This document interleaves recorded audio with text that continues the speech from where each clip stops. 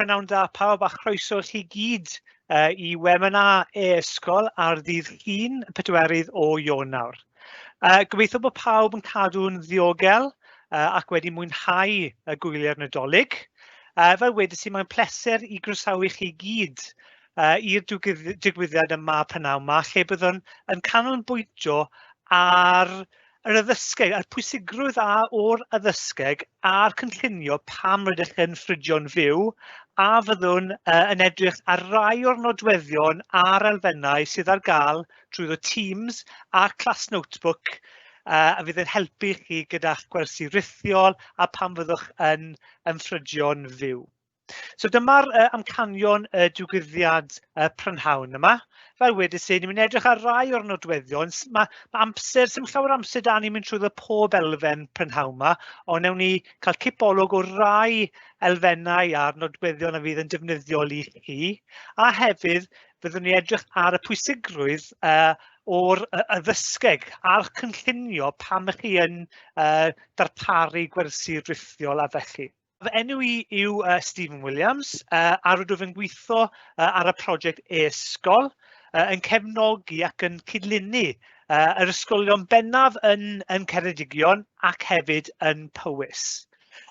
Yn ein tîm e-ysgol, mae da ni Gareth Lanagan, sydd yn gweithio tu ôl i'r llenni a bydd yn cyflwyno yn cyfrannu yn y digwyddiad prynhawn yma. A hefyd Helen Meredydd, gewch chi cipolwg o Helen yn y digwyddiad prynhawn yma, a mae hi nawr yn gweithio yn agos iawn gyda'r ysgolion lan yn y gogledd.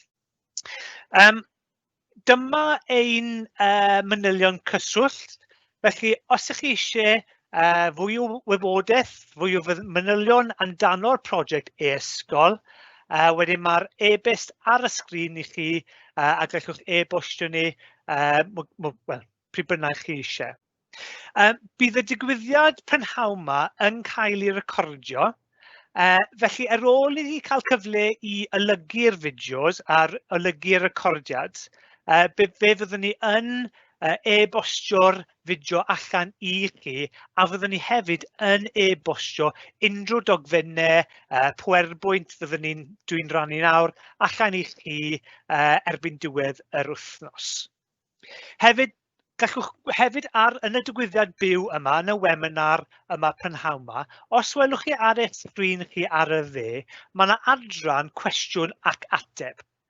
Felly, defnyddiwch yr adran yma I gofyn unrhyw cwestiynau neu unrhyw sylwadau yn ystod y digwyddiad, a wedyn fyddwn ni'n trial ein ngorau ni wedyn I trial I ateb y cwestiwn naill ai yn ysgrifenedig, trwyddo'r adran cwestiwn ac ateb, neu trwy ateb yn llafar yn ystod y digwyddiad.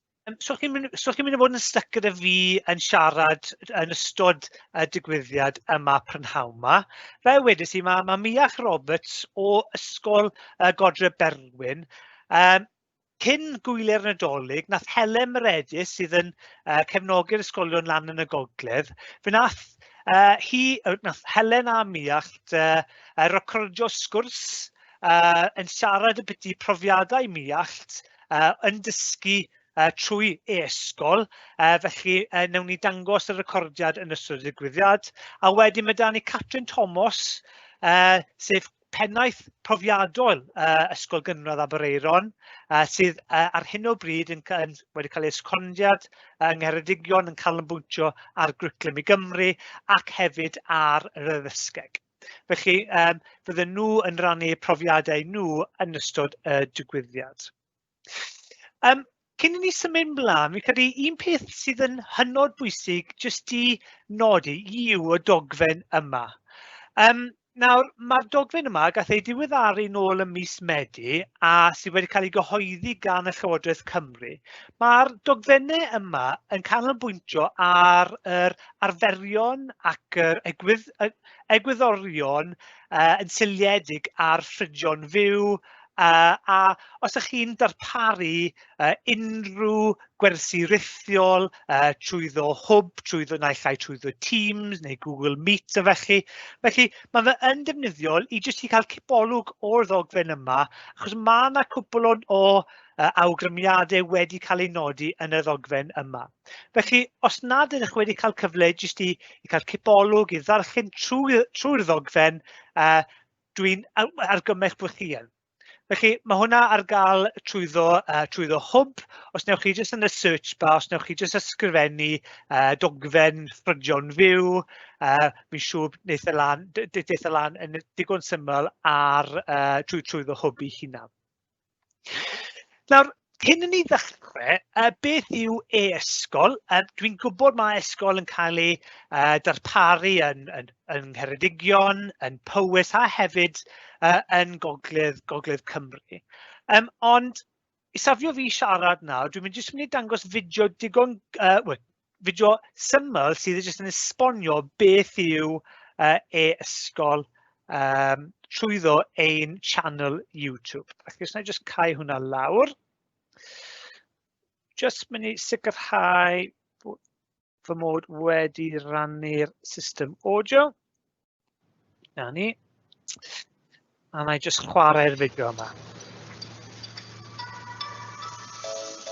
Pwysigrwydd e-ysgol fel prosiect yw bod yn rhoi cydbwysedd o argeuledd o bynciau i pob plentyn yn Nghymru. Felly ym mhob ysgol mae gysodiad disgybl, ac yn gysodiad disgybl mae webcam a mae sgrin fel rhyw fath o teledu ar y blaen. Mae pob plentyn yn cael cluniadau touchscreens, hefyd maen nhw'n cael pen i sgrifennu arno. Yr adborth ni'n cael nôl gan y disgyblion yw fod yn hynod debyg i'w gwersi arferol nhw. Y sgrin yw y bwrdd rhyngweithiol a'r athro, a'r cluniadau sydd gyda nhw yw y pen a papur fydden nhw gyda mewn gwers traddodiadol. Mae'r technoleg yn gweithio'n dda iawn. Wi'n gallu clywed popeth. Wedyn mae 2 sgrin 'da fi. Dwi'n defnyddio un i gweld myfyrwyr, so fi'n gallu gweld pawb ym mhob stafell, a wedyn dwi'n defnyddio'r canvas mwy neu lai fel bwrdd gwyn, a dwi'n gallu dangos beth dwi eisiau wneud o ran deunyddiau fi arno fe, a hefyd wedyn dwi'n gallu troi hwn bant a mynd draw ar hwn mewn i gweld beth maen nhw'n gwneud. Mae fe'n teimlad wahanol, ond dydy e ddim yn rhywbeth anesedig. Mae fe'n rhywbeth sy'n gweithio, mae cyfathrebu yno yn bendant. Wrth gwrs, mewn ysgol wledig, mae yna berygl ond os nid chi'n rhedeg rhyw gwrs arbennig yn y chweched, bod falle rhai aelodau o staff dawnus tu hwnt, falle wedyn ni'n edrych am swyddi mewn siroedd eraill. Nawr, mae ysgol yn cynnig datblygiad proffesiynol gwych i'r athrawon hynny, felly ni'n gweld fel ffordd o cadw staff yn arbennig o dda yn ysgol bob Pedr. Hwn yw'r newid mwyaf yn addysg ers ni symud o'r llechen i'r papur. Nawr mae'r technoleg yn barod, a ni wedi symud mlaen o ran pedagogi, o ran y ffordd mae athrawon yn dysgu, felly ni'n gallu helpu gyda hwnna a wneud yn sicr bod yn plant ni'n cael mynediad i gwersi modern a rhoi profiadau cyfoethogi i'r plant ac i'r staff.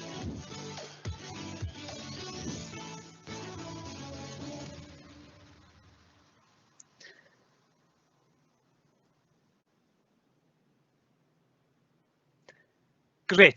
Felly, fel chi'n gweld, mae'r fideo yna wedi cael i ychwanegu i channel YouTube e-ysgol.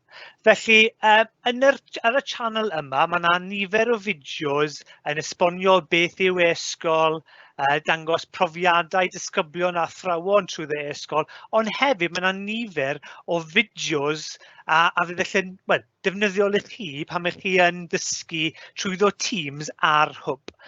Felly, mae yna cwpl o elfennau dwi eisiau jyst mynd trwyddo nawr jyst i felly atgoffa chi o rai o'r elfennau sydd ar gael trwyddo Teams a fydd yn defnyddiol pan mae rydych yn ffrydion fyw ac yn darparu gwersi rhithiol yn eich ysgol chi gyda'ch disgyblion chi.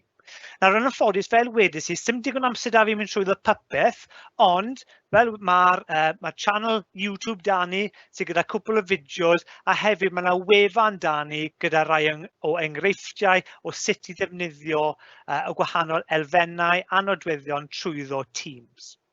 Felly, rai o'r pethau dwi jyst eisiau i ddangos i chi prynhawn yma yw yn gyntaf, chi yn gallu newid iaith y teams o Saesneg i Gymraeg. Felly, os a i lan i'r profile picture fi lan ar y top ar y tudalen, a dwi'n clicio ar settings, dwi yn gallu newid y iaith o Saesneg i Gymraeg. I'r Gymraeg. Felly mae hwnna wedyn yn cyfieithu y teams, y platform, i Gymraeg. Felly os ydych chi'n addysgu mewn ysgol Gymraeg, wedyn gallwch sicrhau bod yr cerbyd ych chi'n defnyddio i darparu gwersi rhithiol hefyd yn Gymraeg. Un peth arall o'n eisiau just dangos yn gyflym trwyddo settings yw, os a i devices fan hyn, mae yna elfen gymarol newydd wedi cael ei ychwanegu, sef noise suppression, lle chi'n gallu atal y sŵn sydd yn digwydd tu allan o gwmpas chi, falle o gwmpas os chi'n gweithio o gytre neu dysgu o gytre, neu os chi'n dysgu mewn dosbarth lle mae corridor swnllyd wrth ymyl eich dosbarth. Os newch chi newid y noise suppression i high, mae hwnna wedyn yn atal y sŵn sydd yn digwydd yn y cefndir o cael ei trosglwyddo yn eich galwad chi. Felly, jyst rhywbeth i ystyried, a hefyd, os mae disgyblion hefyd yn gallu gwneud hyn. Felly, os maen nhw yn goffod gweithio o adre, neu mynychu i'r gwersi yma o adre, wedyn maen nhw hefyd yn gallu newid y noise suppression yma i high, sydd yn meddwl os mae'r ci yn cyfarth yn y cefndir neu mae'r postman wedi cyrraedd, wedyn mae'r sŵn yna yn y cefndir yn atal. So bydd e ddim yn cael ei trosglwyddo yn y galwad ei hunan. Felly jyst rhywbeth jyst i amlygu trwyddo y settings ar Teams ei hunan. Felly ar Teams, mae llawer iawn o ysgolion yn defnyddio Teams nawr sydd yn grêt. I ffridio'n fyw, i darparu gwersi rhithiol, a hefyd fel cerbyd i rannu gwybodaeth, ffeiliau, dogfennau, a hefyd i gosod asyniadau i'r disgyblion. Felly, cwbl o pethau dwi eisiau ymlygu i chi, efallai bod chi'n newydd arno Teams, yw un peth chi'n gallu gwneud yw ar yr ochr fan hyn, chi'n gallu creu sianeli neu channels ar gyfer gwahanol grwpiau i chi'n gweithio yn eich dosbarth chi. Felly, yn gwers traddodiadol, fyddwch chi yn rhoi y disgyblion mewn i grwpiau, wedyn chi'n gallu hefyd wneud hyn yn tu fewn Teams, wrth clicio ar y 3 dotyn yma fan hyn, clicio ar Add Teams, a wedyn roi'r teitl ac wedyn clicio adio. Chi yn hefyd yn gallu newid y tîm yma i private, ac yna gallwch gosod disgyblion penodol mewn i'r grwpiau yma. Felly gallwch chi gwahaniaethu eich gwaith wedyn, gwahaniaethu eich dosbarth chi, a beth sydd yn grêt wedyn, i chi fel yr athro tu fewn y dosbarth yma wedyn, tu fewn y tîm yma, yn gallu cael cipolwg mewn i pob grŵp. Tu fewn pob grŵp wedyn, os na'n clicio next fan hyn nawr, mae fe'n adio y channel private, ac yna byddaf yn ychwanegu y disgyblion mewn i'r grŵp yma. Nawr, pan ych chi'n ychwanegu y disgyblion, mae rhaid yn nhw bod yn aelod o'r tîm i ddechrau, a wedyn ych chi'n gallu ychwanegu nhw mewn i'r grŵp private yma. Nawr, beth chi'n gallu gwneud hefyd wrth creu grwpiau yw chi'n hefyd yn gallu creu neu cychwyn cyfarfod tu fewn y grwpiau yma.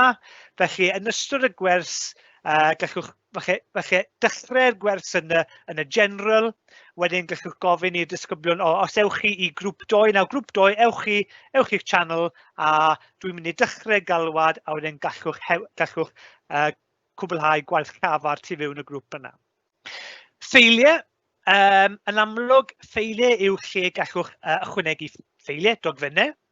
Nawr, mae class materials yn cael eu creu yn automatic, A mae unrhyw dogfen, unrhyw ffolder chi'n creu yn y ardal yma, mae rein yn caeedig ar gyfer y disgyblion. So, sydd yn meddwl ni fydden nhw'n gallu golygu neu addasu neu dyleu unrhyw dogfen. Class notebook, da'i nôl i class notebook mewn funud, ond ar gyfer y prosiect e-ysgol, ni yn defnyddio class notebook gyda'r teams i darparu ystod eang o profiadau i'r disgyblion. So, da'i nôl i class notebook mewn munud, ond os ai assignments yn gyntaf, dyma lle gallwch chi creu asyniadau, gweithgareddau i'r disgyblion i gwblhau. Na, mae rein yn cael ei greu ar gyfer ystod eang o ddisgyblion, o'r dwts bach yn ysgol gynradd i'r disgyblion yn ysgol uwchradd a hefyd yn y chweched dosbarth. Nawr, mae un enghraifft da fi fan hyn, os ai i'r 3 dotyn yma fan hyn, a gweld student view. So, yn y gweithgaredd yma, mae rhaid nhw creu stori creadigol a wedyn mae PowerPoint yn nhw fyna fel template mwyn creu y stori. Nawr, chi'n hefyd yn gallu, os ai just creu aseiniad newydd fan hyn nawr. Os na i just rhoi genwau. Chi'n gallu ychwanegu categori. So, i wneud yn haws i chi i tracio'r asyniadau, chi yn gallu ychwanegu tags, rhoi categories i'r gweithgareddau, so mae hwnna'n defnyddiol. Ac yn yr instructions wedyn, beth ydych chi'n gallu gwneud os chi yn defnyddio class notebook? Chi'n gallu cysylltu'r aseiniad i class notebook. Felly, os mae yna gweithgaredd neu dogfen i chi eisiau i'r disgyblion i gweithio arno trwyddo class notebook. Chi yn gallu cysylltu teams yr aseiniad a'r class notebook tu fewn yr un ffenest fan hyn. So, os na i clicio class notebook, mae hwnna wedyn yn tynnu y class notebook sydd yn cysylltiedig i'r dogfen yma fan hyn. A wedyn, os ai i content library, dwi wedi ychwanegu dogfennau fan hyn i'r disgyblion i gweithio. Mae yna dogfen yn fan hyn, so gwers 2, attach. A wedyn, beth mae hwnna'n neud yw bydd teams wedyn yn creu ardal neu tudalen newydd tu fewn class notebook y disgyblion. So dwi'n mynd i dewis gwaith cartref. A wedyn bydd y disgyblion wedyn yn cael copi eu hunan i gwblhau tu fewn yr ardal gwaith cartref. Wedyn, os na i clicio, na newid y dyddiad i dydd Gwener nesaf am 9:00. Wedyn, na i clicio assign. Wedyn, bydd y pobl tu fewn y tîm wedyn yn cael deithio lan nawr yn y posts, yn funud, a wedyn bydd y disgyblion cyfyn dod lan, a wedyn bydd y disgyblion yn wedyn yn gallu clicio ar view assignments, a wedyn cwblhau y gwaith.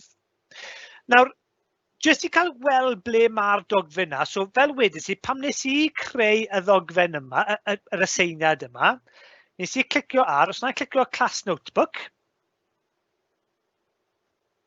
os mae'n dod lan nawr,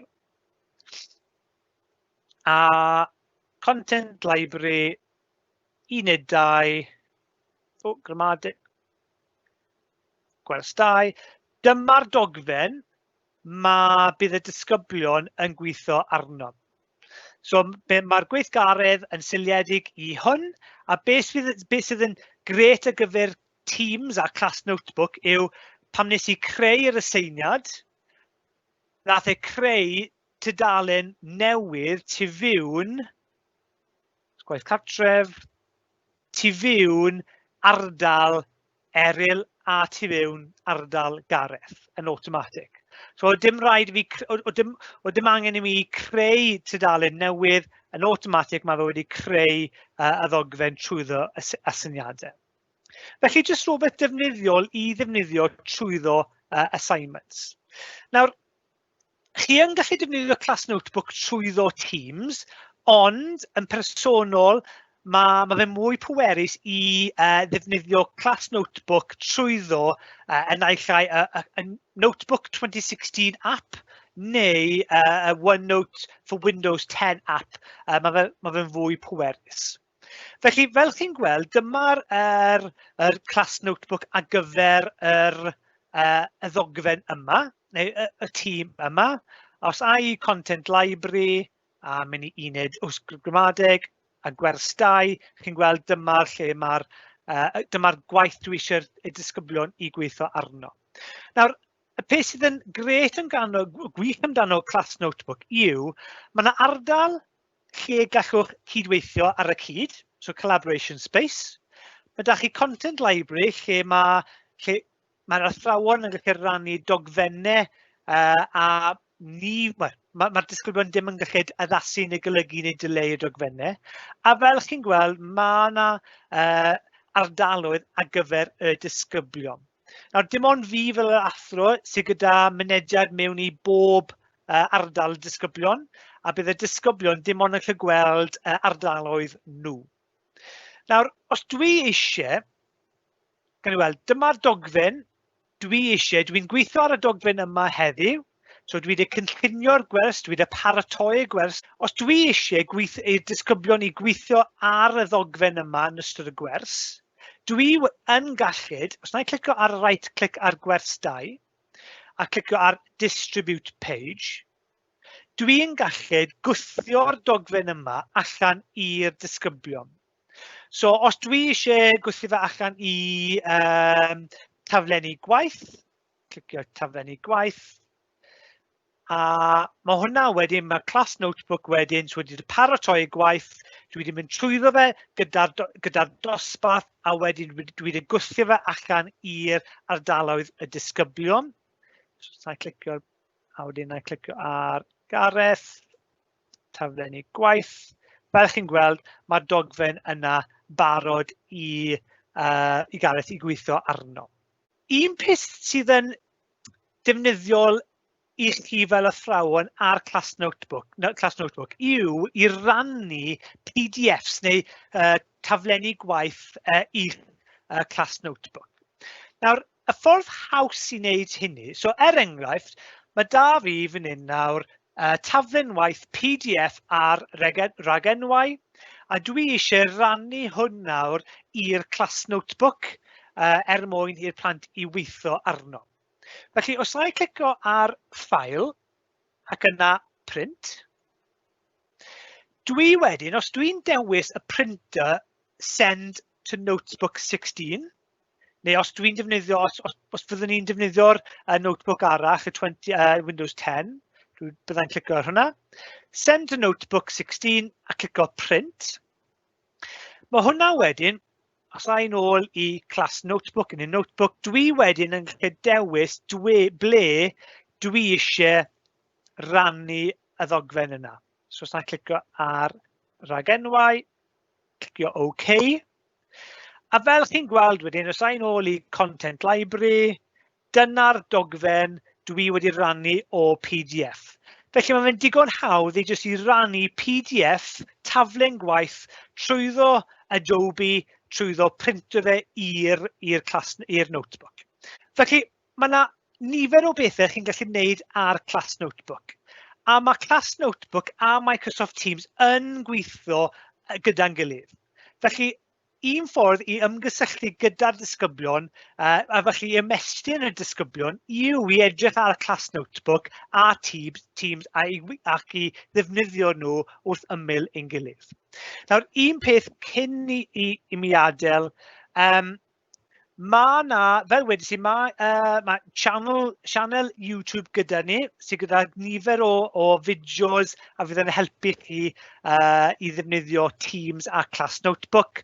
Ond hefyd mae yna wefan e-ysgol neu Google site e-ysgol da ni. Ac unwaith eto, mae'r fideos fan hyn sydd yn mynd trwyddo y gwahanol elfennau a fydd yn defnyddiol yn ystod eich gwersi rithiol pan fyddwch chi'n ffridio'n fyw. Felly, Nesa yn yr digwyddiad yma bydd fel wedys i, mae Miall Roberts o Ysgol Godre'r Berwyn, mae fe'n dysgu busnes a cyn gwylio'r Nadolig nath Helen Meredith cael cyfweliad digon gyflym gyda Miall yn mynd trwyddo ei profiadau.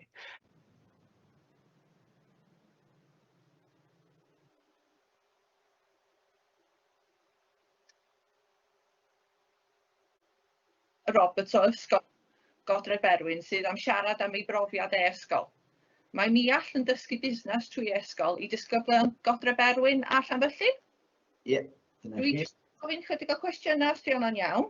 Ynddi, dim problem o gwbl. So, ers pryd ydych chi wedi bod yn dysgu'n rhithiol trwy ysgol?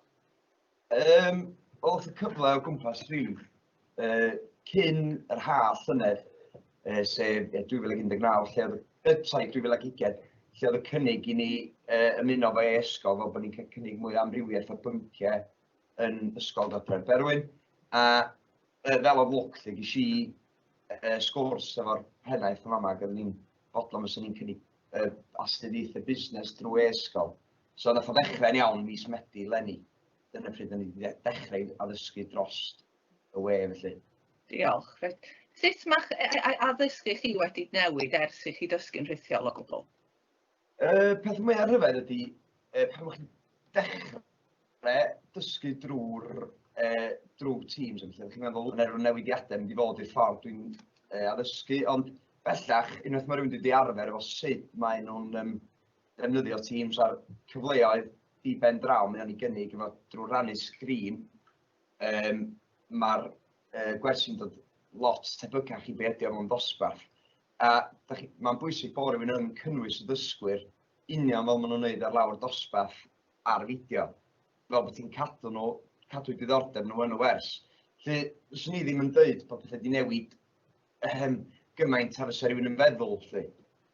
A mae'n mynd yn debycach, fel mae rhywun yn dod yn fwy profiadol efo dysgu dros Microsoft Teams, mae'r gwersi'n dod yn fwy tebyg i gwersi arferol o fewn dosbarth.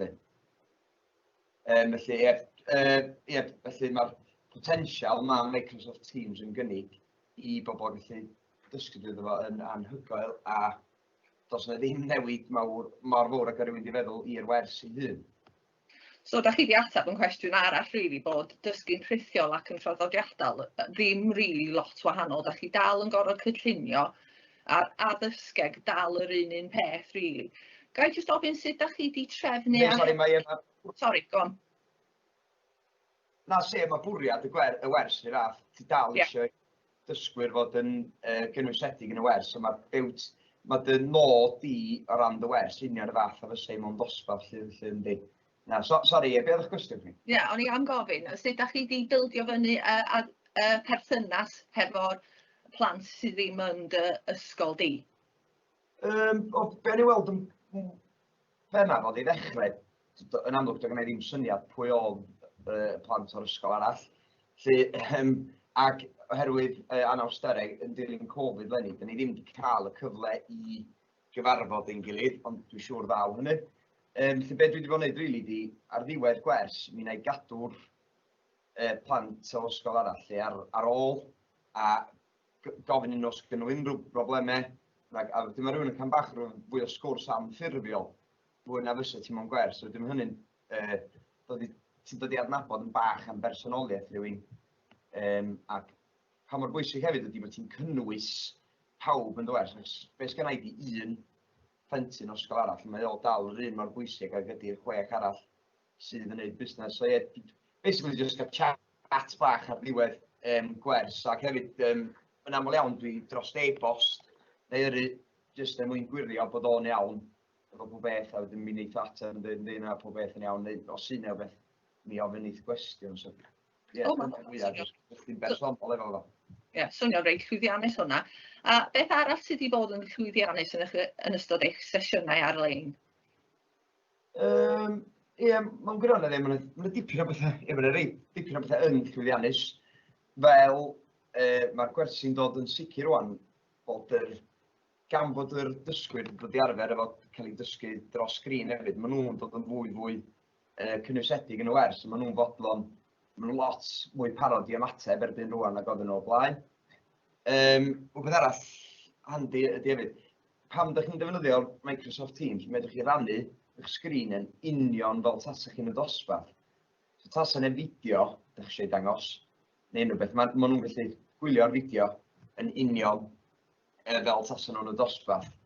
Rhywbeth dwi'n weld yn andros o fanteisiol o ddysgu drwy e-ysgol ydy, benodol ydy bod, dydwch am bod eisiau rhoi links adolygu i rywun, mae weithiau cyn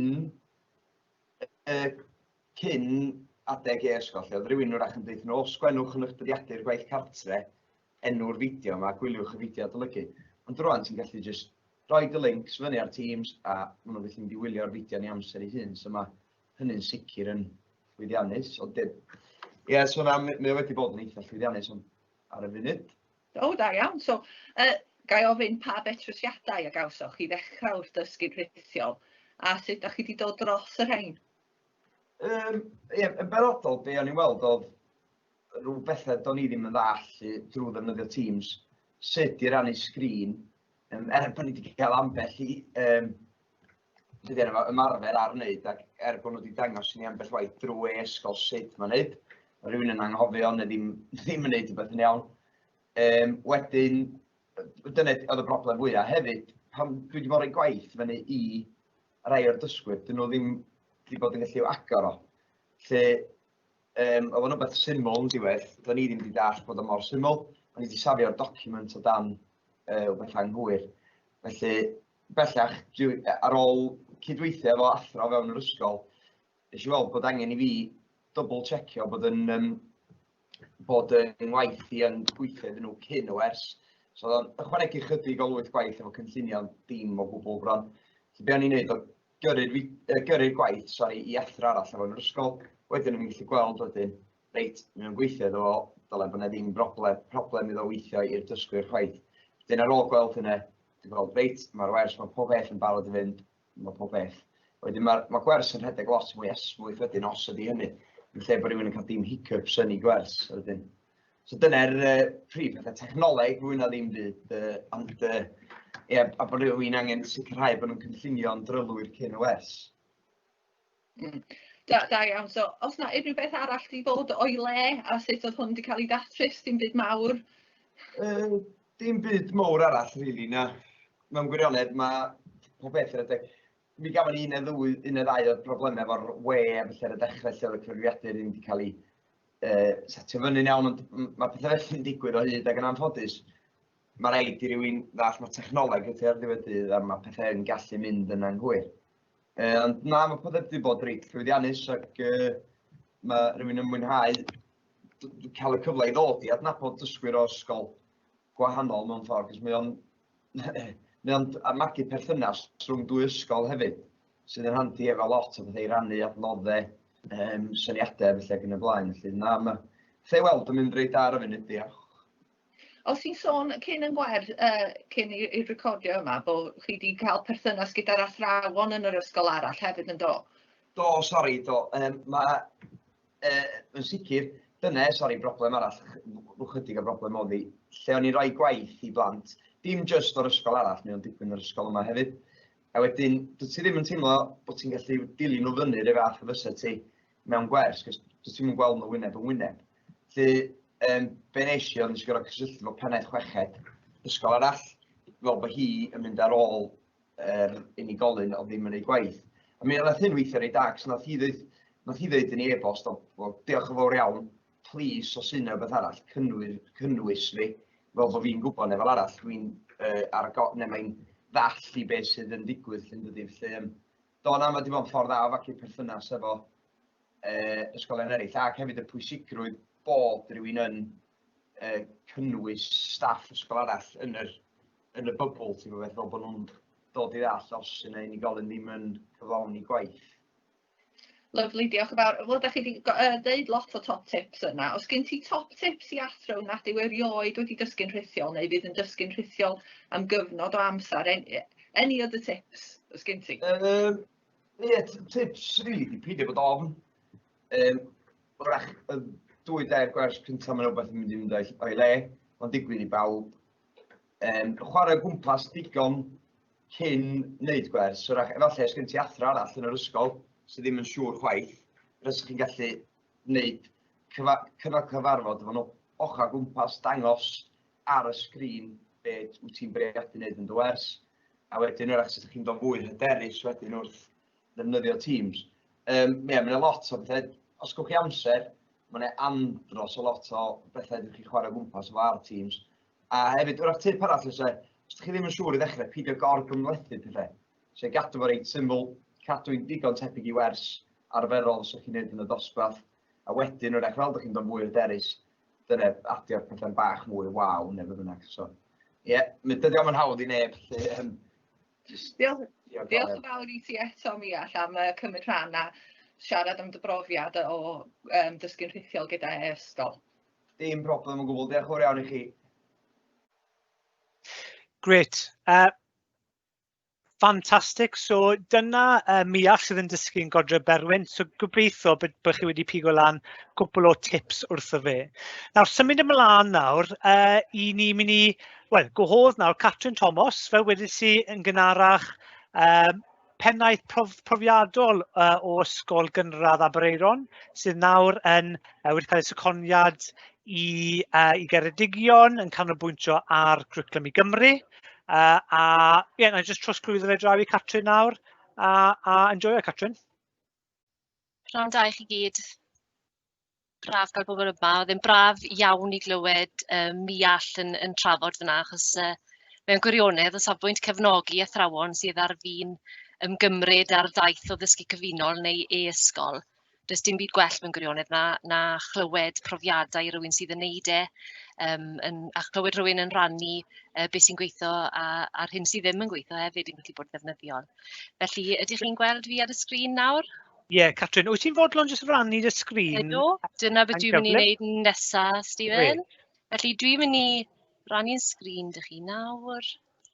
Dylech chi fod yn gallu gweld sleid cyntaf digon diflas mewn gwirionedd, yn gweud Dilyniant Dysgy adlewyrchu ar y ddysgeg. Na i drio beido fod yn rhy ddiflas, neu dri angorau.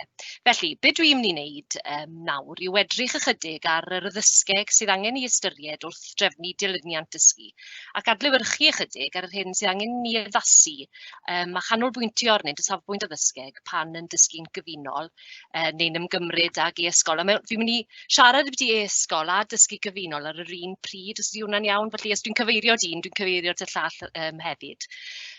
Ac mae'n newyddion da. Sa'n mynd i weid dim byd i chi yn y munudau nesaf, chi ddim yn gwybod yn barod, a dwi'n mynd i lwytho chi y gwybodaeth newydd.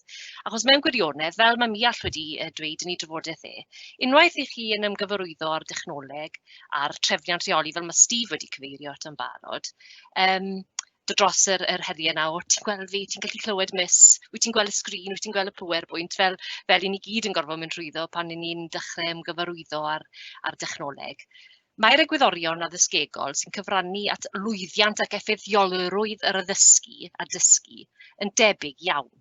Hynny yw, i'r dysgwr, mae effeithiolrwydd y ddarpariaeth yn ddibynnol ar sut mae'r athro'n dylunio'r profiad dysgu ar eu cyfer nhw. Yn union yn yr un ffordd, mae hynna'n wir wrth gwrs ar lawr dosbarth. Felly, addysgeg. Ni wedi clywed y term addysgeg yn cael ei ddefnyddio llawer yn fwy ers adroddiad yr athro Donaldson, lle nath ei amlygu y 12 egwyddor addysgeg sydd yn adlewyrchu gwerthoedd a phwrpas y diwygiadau yn y cwricwlwm newydd wrth gwrs. A nath ei gyfeirio hefyd ac ymagwedd gyfunol i addysgu, ond yn hytrach na'r cyfunol fel i ni'n ystyried nawr yng nghyd-destun Covid, roedd ei wrth gwrs yn gyfeirio at ddefnyddio cyfuniad o egwyddorion addysgegol fel ffordd o sicrhau ein bod ni yn cyrraedd yn disgyblion i gyd, yn gwneud siŵr bod nhw'n gwneud y cynnydd disgwyliedig, ac efallai yn fwy pwysig na hynny felly, yn bod ni fel ymarferwyr yn medru edrych yn adlewyrchol ar ein ymarfer ac yn medru ystyried yr hyn sydd yn gweithio neu beidio yn ddibynnol ar gyd-destun. Felly bod hwn yn rhywbeth sydd yn hanfodol i ni ystyried yn y sefyllfa sydd ohoni. Felly fan hyn welwch chi, mae yna ddatganiad sydd wedi lunio gan Mark Ford sydd yn gweithio i Lywodraeth Cymru yn arwain ar addysgeg ar hyn o bryd. A mae e'n disgrifio addysgeg fel hyn. Felly mewn gwirionedd yn sybl, Mae popeth sydd yn digwydd o fewn yn dosbarthiadau a thu allan i'r dosbarth, parthed dysgu, wedi selio'r ddatblygu perthnasoedd positif a rhyngweithiadau cynhyrchiol. So, productive interactions and positive relationships.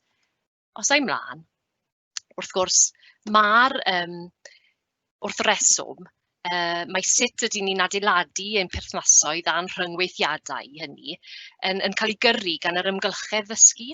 Ac yng nghyd-destun ysgol y dysgu cyfunol, byddai hyn wrth gwrs mewn dosbarth rhithiol, os ydrychwn ni, i ni'n gallu cael ymgylchedd ddysgu yn y dosbarth, a i ni'n tynnu ar ymprofiadau o sut mae pethau'n gweithio ar y lefel dosbarth. I'r pegwn arall, wrth gwrs, mae plant yn dysgu adref yn ogystal. Ac wedyn yn y canol, gewn ni'r dosbarth, di'n symud mlaen i fi. Y dosbarth rhithiol, wrth gwrs, sef y dosbarth sydd yn cael ei ddisgrifio gan yn cyd-destun e-ysgol. Yna, welwn ni sefyllfa neu ymgylchedd lle i chi'n athro yn eich ysgol chi. Welwch chi i'r gwrthwyneb, falle bod athro i chi anghyfarwydd yn eich ysgol chi, neu falle bod eich athro chi mewn ysgol arall. Mae'r sefyllfaoedd yma i gyd yn bosib o fewn e-ysgol. Eich dosbarth yn eich ysgol, falle bod chi'n delio â dosbarth hap, neu o safbwynt e-ysgol yn delio gyda dosbarth mewn ysgol arall. Achos mewn gwirionedd, y cwestiwn yw sut ni'n gallu tynnu o'n profiadau yn ystod o fewn yr amgylcheddau dysgu yma i liwio ein darpariaeth ar-lein, gyda feddwl am berthnasau positif, wrth gwrs, a rhyngweithiadau cynhyrchiol. Wrth gwrs, mae yn egwyddorion creiddiol, amlwg, yn lliwio effeithiolrwydd ymarfer ym mhob sefyllfa ac ym mhob cyd-destun. Unwaith yn rhagor, dydy rhain ddim yn bethau newydd i chi. Mae yna theori tu ôl iddyn nhw i gyd, wrth gwrs, ond eto, maen nhw'n bethau amlwg a gallwn dynnu o'n profiadau. Maen nhw'n bethau sydd yn tanategu dysgu. Felly, os ydych chi'n argymelliant, hynod bwysig yn y dosbarth ar-lein, i ni'n gwybod fod pethau fel hyder a theimlo'n ddiogel, lles y disgyblion a pha mor gyfforddus mae disgyblion yn teimlo yn yr ymgylchedd yn dylanwadu ar gymelliant yn fawr. Ac yna yn dylanwadu ar ei gallu nhw i gyrraedd eu potensial. Yna parodrwydd i ddysgu, meddu ar yr hyder a'r sgiliau angenreidiol. Mae'n help i ddisgyblion i wybod beth sydd o'i blaenau nhw. Fel yn yr un ffordd, mae'n help i ni wybod, dyn ni'n licio cael y bach o agenda hefyd, yndyn ni. Mae yna blog defnyddiol i wedi gwir wedi cael ei cyhoeddi dros y penwythnos gan Tom Sherrington, sa'n gwybod os chi'n gyfarwydd, mae'n Arwain ar Addysgeg ac yn cynhyrchu lot o ddeunydd defnyddiol dros ben. Mae'n cyhoeddi ar wefan Teacherhead. Mae'r blog diweddar yma'n sôn am gynllunio profiadau dysgu ar-lein o safbwynt planning for disrupted learning.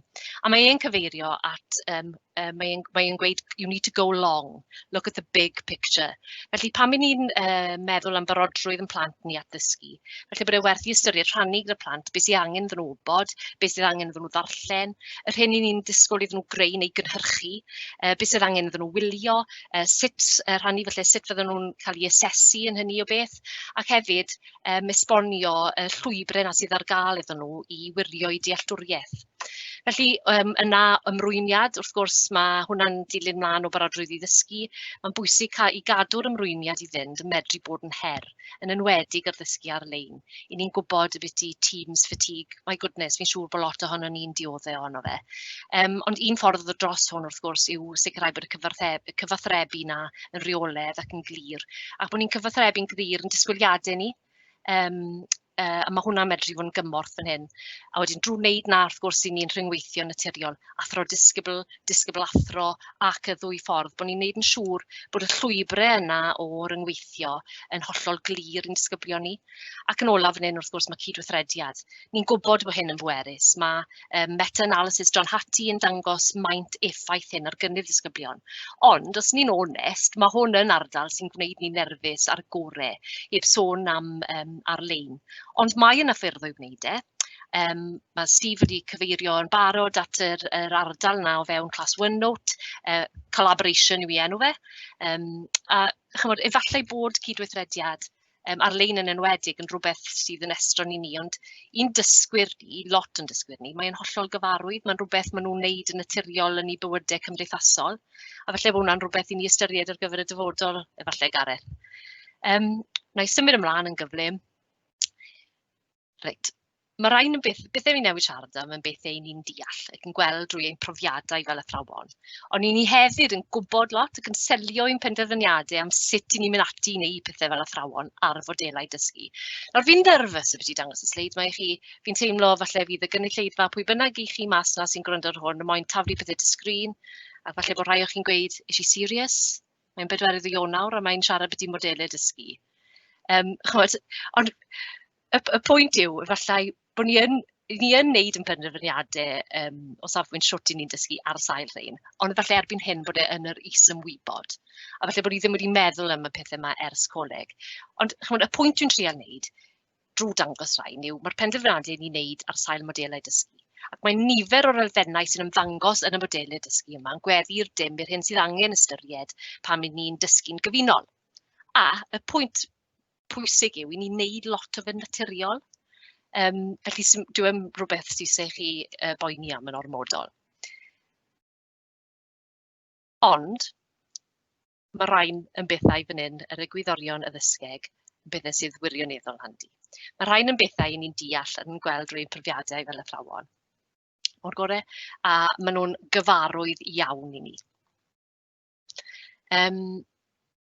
Felly, i ni'n gallu tynnu ar ein profiadau o'r rhain ni'n gwybod sydd yn tanategu dysgu.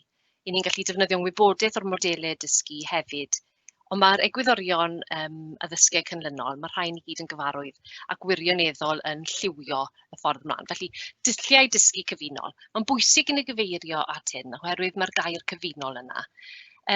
Achos, bod yn e-ysgol i ni'n siarad y bit y werth ddew yna, nid ffrydion fyw yw'r unig ffordd. Rhan o'r jigsaw yw e. Achos os ydych chi ar wasanaeth peripatetig, hands up, maen nhw'n wneud jobyn gwych. Achos maen nhw'n hen gyfarwydd a cael dim amser i gael ei neges drosodd. Trial stwffio gymaint o wybodaeth a dysgu i'r plant yma nhw'n gallu mewn 1/4 awr. Ac wedyn maen nhw'n gorfod i hyfforddi'r plant yna i barhau gyda'i dysgu nhw yn ystod y cyfnodau dyn nhw ddim gyda nhw. Felly, dyna pam wrth gynllunio profiadau dysgu boed yn uned neu'n wers, mae angen edrych ar y darlun cyflawn. Mae rhaid i ni edrych ar sut ni'n cyrraedd y nod mewn ffordd dynamig a chefnogol gyda ffrydion fyw yn chwarae rhan yn hynny. Rhan pwysig, wrth gwrs, ond rhan yn unig. Defnyddio'r meddwl creadigol a chritigol. Dyma elfennau pwysig sy'n annog dyfnhau dysgu, ond bwysig hefyd rhaid cadw'r cydbwysedd rhwng yr elfennau hyn a'r gwybodaeth a'r sgiliau y dysgu uniongyrchol yna. Heb y dysgu uniongyrchol o'r sgiliau, mae'n anodd iawn i ddysgwr fod yn greadigol a chritigol ac ymgymryd â tasgau fwy eang, tasgau ymholi er enghraifft. Cyd-destunau dilys ac ystyrlon, ni'n gwybod mae rhain yn siarad yn ei hunain, angen i bethau wneud synwyr ddisgyblion mewn cyd-destun, angen pwrpas y dysgu. Dim cyfres o dasgau pytiog digyswllt. Mae hwn yn gallu cael effaith ar gymhelliant ac yn y blaen. Gwneud cysylltiadau pwerus, ni'n gwybod asesu o, drwy ac ar gyfer dysgu. Nawr, mae'r egwyddor yma yn hanfodol. Hanfodol i sicrhau cymhelliant, cyfranogiad ac ymrwymiad. Mae'n sôn am wrth gwrs fan hyn am y modelu, cyfeirio disgwyliadau, eglurdeb athro, yr asesu ffurfiannol. Mae John Hattie yn edrych ar ymchwil parthed cynnydd disgyblion yn dilyn trychinebau. Enghraifft de'r grynfeydd yn Zela Newydd ac ati. A ddyn gweld bod ffordd o'r athrawon fyna'n defnyddio triage fel modd o ddarganfod dealltwriaeth disgyblion, yn sicrhau bod y cynnwys yn addas ar gyfer symud disgyblion ymlaen. Bod hwn yn rhywbeth oedd wedi sicrhau bod plant yn gwneud cynnydd. A mae e'n pwysleisio'r teacher clarity. Mae'r amser yn bryn, felly mae angen i athrawon fod yn glir iawn yn ei disgwyliadau. Mae'n holl bwysig ac yn medru cael effaith mawr yn yr ymgylchedd dysgu hwn. Wrth gwrs wedyn mae adeiladu ar ddysgu blaenorol ac ymrwymiad. Synwyr cyffredin fan hyn, os chi'n gallu cysylltu'r hyn yr ydych am I ddysgwyr I gaffael, gyda phrofiad dysgu blaenorol, mae'n gosod cyd-destun synhwyrol i'r dysgwr, ac yn naturiol wedyn yn enyn hyder a chymhelliant yn ogystal. A wedyn mae'r meddylfryd y ffwr ymdrech. Ni'n gyfarwydd y gwaith Carol Dweck, falle bod rhai o'n chi'n gyfarwydd ar growth mindset, meddylfryd twf, gwaith Power of Yet. Does, mae hwn yn eitha dadleuol, oherwydd mae'r pobl yn gweud o sim tystiolaeth mas na I weid bod hwn yn cael effaith ar gynnydd, ond mae yn cael effaith ar les. A pan ni'n gwybod bod lles plant a cael yr yn mor ddylanwadol ar ei gallu nhw I gyrraedd I potensial, mae e'n werth I ystyried yn yr cyd-destun rhithiol yna. Pan I ni'n treial creu'r awyrgylch ar ymgylchedd fwyaf diogel posib. Ymreolaeth, autonomy, y dysgwr, rhywbeth I ni'n clywed lot ohono, dysgu annibynnol. Mae lot o ddisgyblion yn elwa o gael datblygu'r elfen yma. Sgiliau pwysig yw datblygu yn enwedig wrth I ddisgyblion fynd yn hŷn ac aeddfedu. Mae'r cyd-destun dysgu hwn yn cynnig I hun yn naturiol I ddatblygu hyn wrth gwrs. Dysgu annibynnol yn medru edrych yn wahanol wrth gwrs yn dibynnol ar oedran. I ni'n gwybod y mwyaf annibynnol mae plentyn yn gallu fod, fwy o self-regulation sydd gyda nhw, y gorau maen nhw'n gwneud yn y cyd-destun hyn, ond hefyd mae sy'n ni sylweddoli mae angen I ddysgu'r sgiliau mae iddyn nhw I arfogi nhw gyda'r sgiliau sydd angen. Ac yn olaf, y ddoi olaf yn hyn, perthnasoedd positif a chydweithrediad. Wrth edrych ar y ddoi diwetha yma, gallwch chi feddwl o bosib taw dyma'r adnoddau cyflawni drwy ddysgu ar-lein o bell, ysgol, y dosbarth rhithiol beth bynnag chi moyn galw fe. Ond chymod, I ni'n gwybod bod nhw'n bethau dylanwadol dros ben. Os chi'n meddwl eich hunain am yr athro sydd wedi cael ei effaith arnoch chi fel plentyn, beth oedd y rheswm dros hynny, gan amla mae lawr i'r berthynas oedd gyda chi yn nhw. Mae sefydlu y meithrin y berthynas yn allweddol at ddysgu I lawer o ddisgyblion. A ni'n gwybod hynny. A wedyn o safbwynt y cydweithrediad yna'r collaboration, fel wedys I eisoes, os ydych ni ar OneNote mae'n ardal wedi gynllunio ni'n ymgyrchol at y diben hwn, fyna. A wedyn rhywbeth arall, nes I wrando ar sgwrs nath o Cyrus gyda John Hattie eto. Oedd e'n sôn am defnydd y gwefennau cymdeithasol rhywbeth lle mae ieuenctid yn defnyddio'n agored I ddarganfod gwybodaeth am beth ydyn nhw'n gwybod eisoes, a lle maen nhw'n hollol agored ac yn hapus I gyhoeddi'r byd bod nhw ddim yn gwybod rhywbeth. A yn y sefyllfa dosbarth, mae'n wirioneddol anodd I gael nhw I gyfadde na I ofyn y cwestiynau. Felly bwys ni feddwl ac ystyried sut ni'n gallu datblygu y cydweithrediad yna o fewn yr amgylchedd ddysgu rhithiol. Mae'r egwyddorion fi newydd siarad yna I gyd yn egwyddorion I gyfnogi ni wrth I ni ddechrau feddwl am dylunio dilyniant dysgu. A mae fan hyn, mae yna fodel enghreifftiol I chi. Fi ddim yn mynd I siarad drwy hwn o gwbl nawr, ond I wedi bwriadu ni chydig bach, os fi'n gwybod yr amser yn mynd ymlaen. Felly gall Gareth wneud hyn, a fi'n gwybod bod e'n mynd I ymelaethu cryn dipyn, ond fi jyst yn mynd I neidio ymlaen i'r sleid ola mas da fi, sydd yn gosod y trefen. Chymod, llwch chi ddefnyddio hwn ar gyfer uned, thema, neu pwnc penodol o fewn maes dysgu. Ond mae yna gwestiynau fan hyn, felly llwch chi gael quick pip arno, allai fod yn handi I helpu chi feddwl pa elfennau o'ch dysgu chi sydd angen roi'r amser iddyn nhw drwy'r dysgu byw, enghraifft. Felly wna I adael hwnna lan fyna am ychydig munudau chi gael darllen. Mae'r model ma'n debyg iawn wrth gwrs i'r model 5 E's gan Roger Bybee.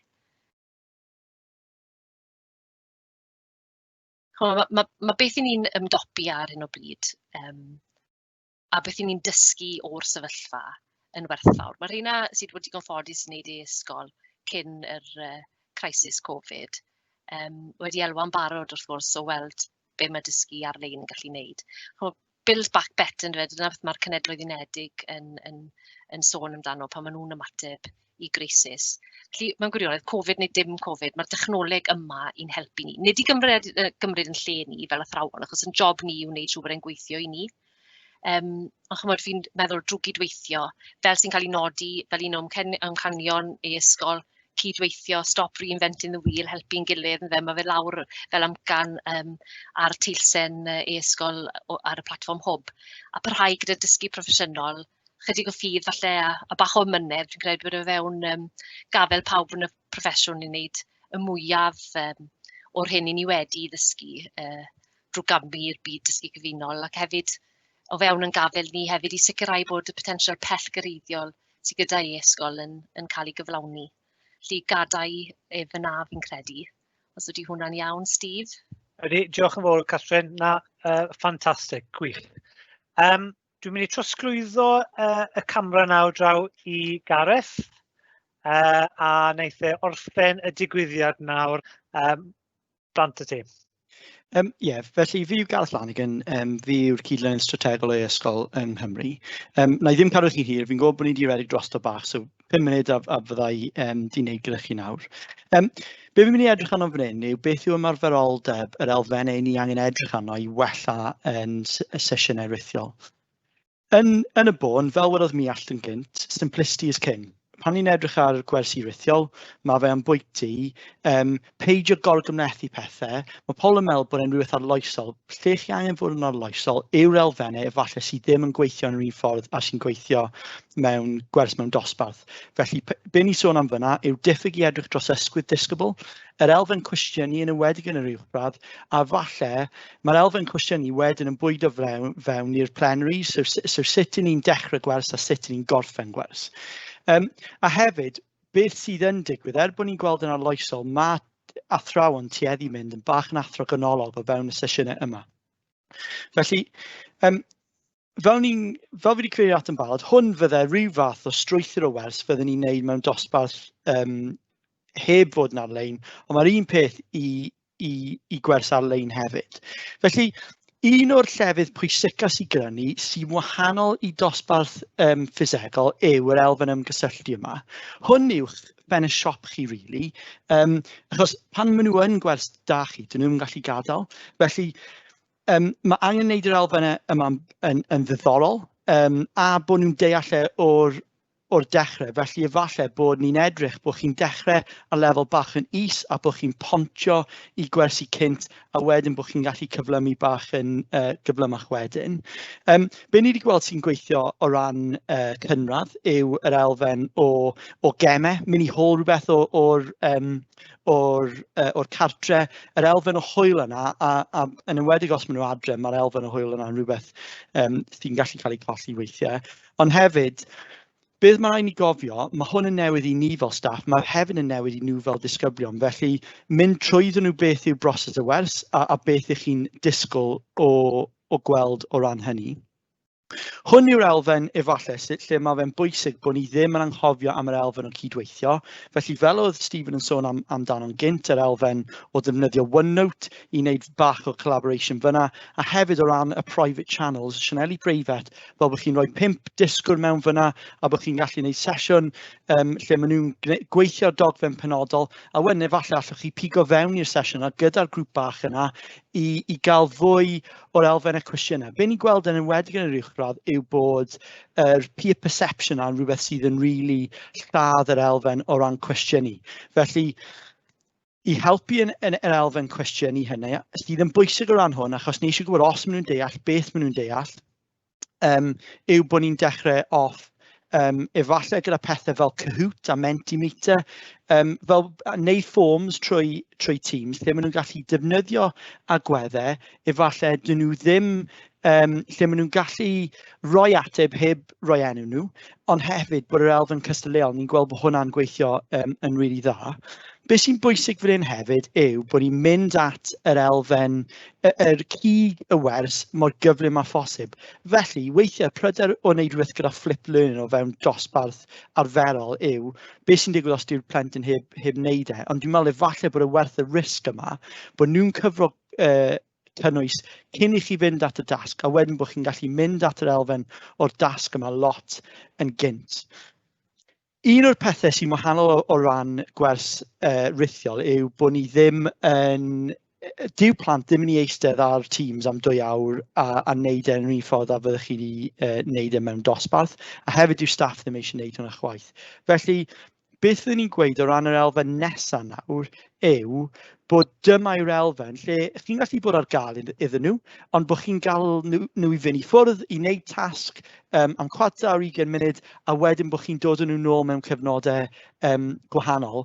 Ond eto, bod gyda ni digon o gwestiynau i'r plant yna sydd angen herio ymestyn.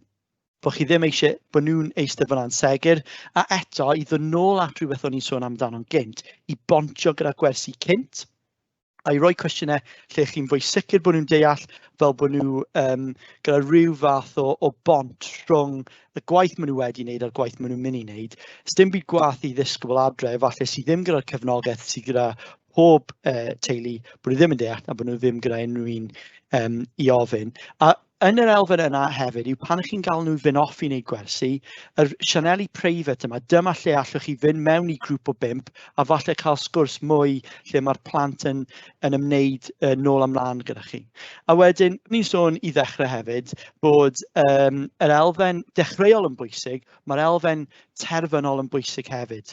A'r un peth nes i ddim sôn am yn y sleid diwetha yw defnydd OneNote fyna i ddod dros y broblem o methu edrych dros ysgwydd disgybl. Gweld beth maen nhw'n wneud, gallu defnyddio hwnna i ddangos yn pan chi'n cloi lan beth yw'r gwaith dyn nhw ddim wedi deall, ond hefyd gallu rhannu eich gwaith chi a model answers wedyn, fel bod nhw gyda pethau i cymharu i, achos yn enwedig os maen nhw'n mynd mewn i ryw fath o TF4 lockdown, mae gyda nhw fwy o amser i edrych ar y pethau yna, a eto edrych ar ryw fath o gemau yn y cynradd, ond yn ryw ffrad edrych ar pethau lle fyddech chi yn wneud y cwt ar Mentimeters, yr elfen yma sy'n fwy cystadleuol, a wedyn rhoi rhyw fath o blas at y dyfodol. Dim un disgwyl byth mynd i fynd, I can't wait for that next lesson, ond yn gyhoeddus, ond os ych chi'n rhoi rhyw fath o blas a chi'n pontio a bod nhw'n deall lle maen nhw'n mynd i fynd, mae'n mynd i helpu'r broses addysgu. So ni'n rili ddiolchgar am eich amser, ymddiheuriadau mawr bod ni'n wedi redeg drosto. Ni'n gallu ni aros nawr i ateb cwestiynau. Ni wedi rhoi yn manylion cyswllt ni yn y Q&A. Unrhyw gwestiynau, dewch i haslo ni, dyna yw'n swydd ni. A os ych chi eisiau ni redeg unrhyw fideo penodol am unrhyw agwedd, wedyn ni'n really hapus i wneud. Yn amlwg ni'n diolch i Catrin a Stephen sy'n gwneud y gwaith caled fan hyn, a mae Errol Jones sydd ddim wedi dangos ar y sgrin, sydd wedi bod yn gweithio yn cefndir i redeg y live event. Ni'n hynod ddiolchgar i'r holl dîm. Unrhyw gwestiynau, unrhyw problemau, rhowch shout i ni a newn ni aros mlaen nawr i ateb cwpl o gwestiynau.